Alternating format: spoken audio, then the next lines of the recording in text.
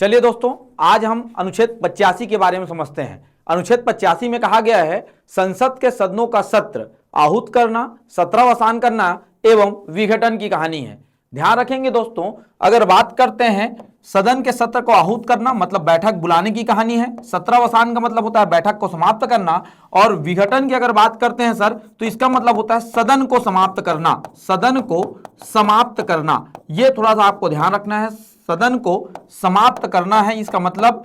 और ये जो सदन का समाप्त करना है, याद रखना ये केवल लोकसभा सदन का ही समापन हो सकता है, विघटन हो सकता है या इसी को भंग किया जा सकता है, क्योंकि लोकसभा ही अस्थायी सदन है जो समानता 5 साल में विघटित होती है तथा नई लोकसभा का क्या होता है, गठन होता है। राज्यसभा स्थायी सदन है दोस्तों, उसका विघटन नहीं होता है। लेकिन आहूत करने का मतलब होता है बैठक बुलाना, सत्रावसान का मतलब होता है बैठक समाप्त करना, तथा विघटन करने का मतलब होता है सदन को ही समाप्त कर देना।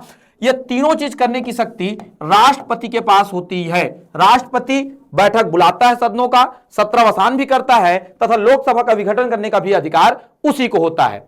यह लिखा हुआ है आपका अनुच्छेद 85 में। और अनुच्छेद 85 में यह भी लिखा हुआ है दोस्तों, एक बैठक के समाप्ति से लेकर दूसरे बैठक का जो प्रारंभ है उस दोनों के बीच का जो अंतर है, ध्यान रखिएगा, ये दोनों के बीच का अंतर है वो 6 माह से अधिक का नहीं हो सकता है। 6 माह का अधिक का अंतर आप नहीं रख सकते।